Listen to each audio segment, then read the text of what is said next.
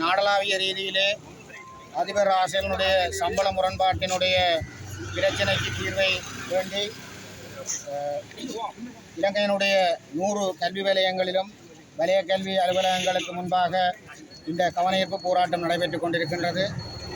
அதேவேளை பரீட்சை மதிப்பீட்டு கடமைகளிலே ஈடுபட்டு கொண்டிருக்கின்ற ஆசிரியர்களாலும் பரீட்சை மதிப்பீட்டு நிலையங்களுக்கு முன்னால் கவனஈர்ப்பு போராட்டங்கள் நடைபெற்றிருக்கின்றன. இந்த வகையிலே அதிபர் ராசேலுடைய சம்பள முரண்பாட்டை நீக்க கோரி சுபோதினி ஆணைக்குழுவினுடைய அறிக்கையிலே குறிப்பிடப்பட்டுள்ளதன்படி அரசாங்கமும் இணங்கியதன் அடிப்படையிலே 3/2 பகுதி மீதி என்னும் கிடைப்பதற்கு இருக்கின்றது.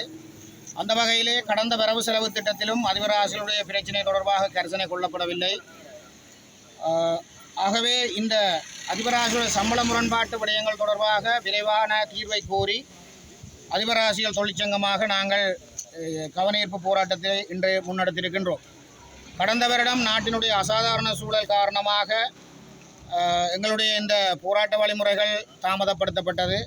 நாட்டினுடைய பொருளாதார நிலைமை போன்றவை மிக நெருக்கடிக்குள் தள்ளியிருந்த அதேவேளை நாட்டினுடைய அரச தரப்பினுடைய ஸ்திரத்தன்மைகளும் கேள்விக்குறியாக்கப்பட்டு பல அரகல போராட்டங்கள் நடைபெற்றிருந்த நிலையிலே அதிபர் ராசேலுடைய போராட்டம் சம்பள முரண்பாட்டுக்குரிய தீர்வை கோரி ஒரு முன்னோக்கி நகர முடியாத ஒரு தன்மை இருந்தது. அந்த வகையிலே இந்த கடந்த வருடம் எங்களுக்குரிய அந்த தீர்வு வழங்கப்படவில்லை வரவு செலவு திட்டத்திலே. இந்த வருடம் அதற்குரிய தீர்வு வழங்கப்பட வேண்டும் என்பதை வலியுறுத்தி நாங்கள் இந்த கவனஈர்ப்பை இன்று நாங்கள் முன்னெடுத்திருக்கின்றோம். இதற்கு முன்பாகவும் வேறு மாவட்டங்களிலே நாங்கள் மாவட்ட ரீதியாக மாகாணங்கள் ரீதியாக எங்களுடைய தொழிற்சங்க செயற்பாடுகளை முன்னெடுத்திருந்தோம்.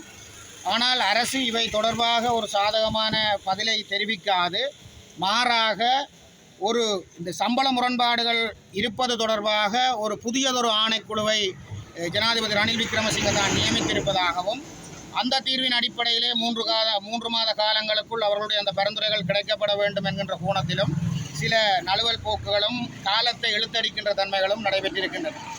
இவற்றை நாங்கள் ஏற்றுக்கொள்ளப் போவதில்லை. ஏற்கனவே ஆணைக்குழுக்கள் நியமிக்கப்பட்டு எங்களுடைய சம்பள முரண்பாட்டு பிரச்சனைகள் இனங்காணப்பட்டு இந்த அதிபர் ஆசிரியருடைய சம்பள முரண்பாட்டுக்கு தீர்வு வழங்க கோரி ஏற்கனவே எடுக்கப்பட்ட தீர்மானத்தின் அடிப்படையிலே எங்களுக்குரிய சம்பள முரண்பாட்டு விடயம் விரைவாக தீர்க்கப்பட வேண்டும்.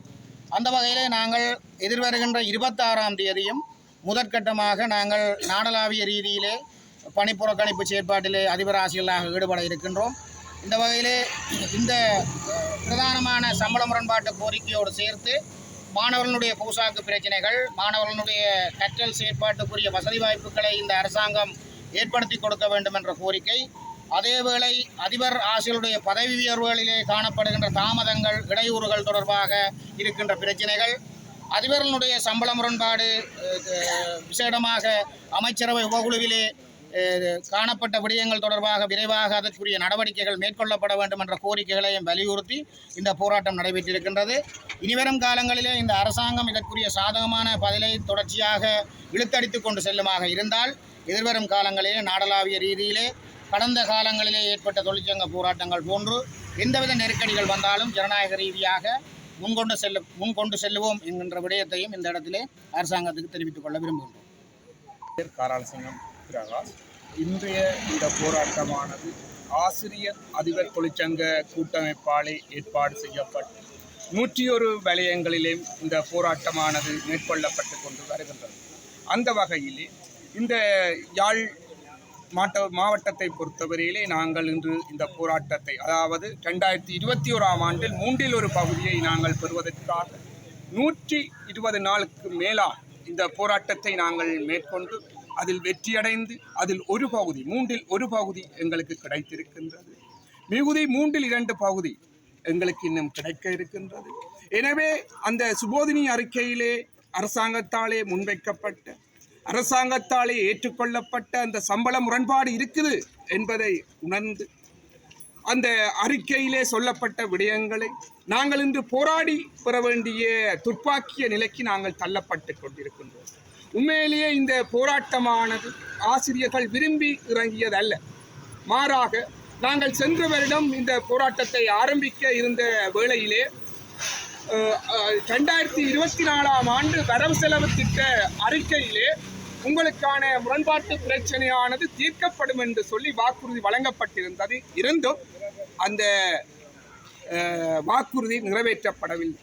தற்போது இந்த போராட்டம் மறுபடியும் ஆரம்பிக்க போகிறது என்ற ஐயப்பாட்டிலே அண்மையிலே ஒரு அமைச்சரவை குழு ஒன்று நியமிக்கப்பட்டு அங்கே முடிவுகள் எடுக்கப்பட்டதாகவும் அதில் 2025ஆம் ஆண்டு பட்ஜெட்டிலே அதற்கான தீர்வு தருவதாகவும் எங்களை நெடுவலும் ஏமாற்றி இப்போ 2.5 வருடத்துக்கு மேலாக ஏமாற்றியுள்ளார்கள்.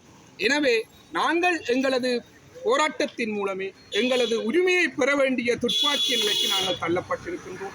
எனவே அன்பார்ந்த வடபகுதி ஆசிரியர்களே, உருக்கமான ஒரு வேண்டுகோள், இந்த போராட்டம் உங்களுக்கானது. நீங்கள் அதில் பங்கு பெற்ற வேண்டும்.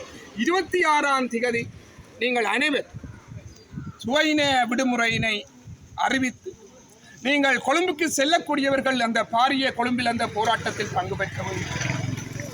மற்றவர்கள் சுவையினத்தினை அறிவித்து வீடுகளில் வந்து நீங்கள் நிற்குமாறு, இந்த போராட்டத்துக்கு ஒத்துழைக்குமாறு அதிபர் ஆசிரியர் தொழிற்சங்கம் என்ற ரீதியில் நாங்கள் உங்களை வேண்டுகின்றோம். நன்றி.